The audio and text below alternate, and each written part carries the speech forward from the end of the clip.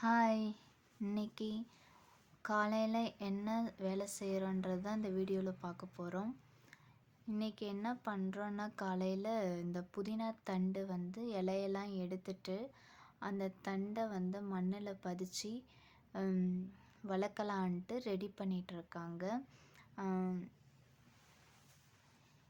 இந்த மண்ணெல்லாம் கொஞ்சம் நல்லா கிளறி விட்டுட்டு அதுக்குள்ளே கொஞ்சம் தண்ணியை தெளிச்சிட்டு இதை கொஞ்சம் சொருவி வச்சிட்ருக்குறோம். இந்த தண்டெல்லாம் இப்போது சொருவி வச்சாச்சு. பக்கத்தில் ஒரு தக்காளி செடி சின்னதாக வளர்க்குறோம் ஜாடியில். கற்பூரவள்ளி தழை தக்காளி, இதில் ஒரு 5 தக்காளி இருக்குது. இப்போ தான் கொஞ்சம் பெருசாக இருக்குது. 2 பிஞ்சு தக்காளியும் இருக்குது. இது ஆல்ரெடி ஒரு ஃபஸ்ட்டு தக்காளி பழுத்து எடுத்தாச்சு. இதுக்கப்புறம் இந்த தக்காளியில் பழுக்கிறப்போ நான் உங்ககிட்ட காட்டுறேன். நல்லா பழமாக வரப்போ செடிங்களுக்கெல்லாம் தண்ணி ஊற்றி இலைங்க மேலாம் தண்ணியை தெளித்து விடுறாங்க.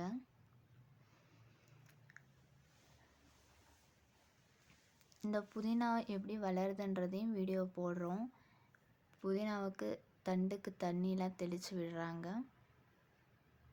நல்லா பச்சை பசேர்னு வளர்ந்துருக்கு. இப்போ குக்கிங் வீடியோ பார்க்கலாம். காலையில் இடியாப்பம், கோதுமை இடியாப்பம் செய்யலான்ட்டு அந்த மாவு வானல் போட்டு வறுத்து எடுத்துகிட்ருக்குறோம். அதில் கொஞ்சம் வறுத்த மாவில் கொஞ்சம் உப்பு போட்டு சுடு தண்ணியை ஊற்றி நல்லா மிக்ஸ் பண்ணி எடுத்துக்கணும். சப்பாத்தி மாவு பதத்தில் மிக்ஸ் பண்ணி வச்சுக்கணும்.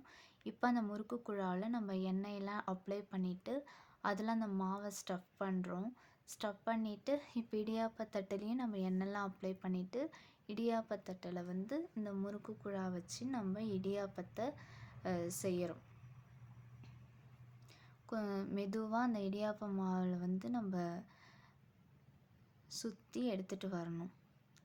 எடுத்துகிட்டு இந்த மாதிரி ஒவ்வொரு தட்டாக பண்ணணும். இந்த முறுக்கு குழாவில் நல்லா ஈஸியாக வரும். ப்ரெஸ் பண்ணுற முறுக்கு குழா ரொம்ப கஷ்டமாக இருக்கும் அந்த அழுத்தி பிடிக்கிறதுக்கு. இந்த முறுக்கு குழா ஈஸியாக பிழிஞ்சிட்டு வரலாம். ஃபஸ்ட் டைம் பிழிகிறப்போ கொஞ்சம் கஷ்டமாக இருக்கிற மாதிரி இருக்கும். அடுத்தடுத்து ஈஸியாக ஆகிடும். ஒவ்வொரு டைமும் நம்ம பிழிகிறப்போ முறுக்கு குழாயில் நம்ம எண்ணெய் அப்ளை பண்ணிக்கணும். எண்ணெய் அப்ளை பண்ணோம்னா ஈஸியாக வரும். இதே மாதிரி எல்லா இடியாப்பத்தட்டுலேயும் நம்ம பிழிஞ்சு வச்சுக்கணும். இந்த மாதிரி அரிசி மாவு இடியாப்பமும் நல்லா பண்ணலாம். கெவுரு மாவு மாவுலேயும் இடியாப்பத்தை நல்லா பண்ணலாம். கோதுமை மாவுலேயும் நல்லா சாஃப்டாக டேஸ்ட்டாக இருக்கும். இப்போ எல்லா தட்டுலேயும் நம்ம இடியாப்பத்தை பிழிஞ்சு வச்சாச்சு.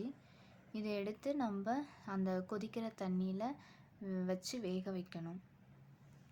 இதுக்கு சிக்கன் கிரேவி, கொட்டை குழம்பு, தேங்காய் பால் இதெல்லாம் நல்லா இருக்கும் சைடிஷ்.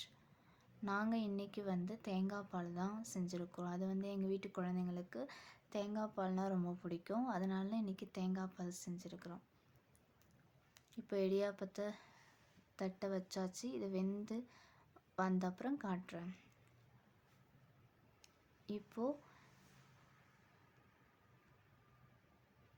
வெந்துடுச்சு. இடியாப்பம் எவ்வளோ நல்லா வந்திருக்கு பாருங்கள். நல்லா சாஃப்டாக வெந்து வந்திருக்கு.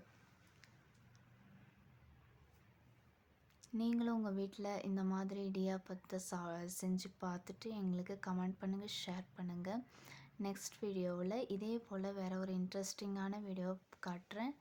தேங்காய் பால் ரெடி ஆகிடுச்சு. இதில் நாட்டு சர்க்கரை போட்டு நல்லா செஞ்சு வச்சுருக்கோம். ரொம்ப டேஸ்ட்டாக இருக்கும். நெக்ஸ்ட் வீடியோவில் பார்க்கலாம். பாய்.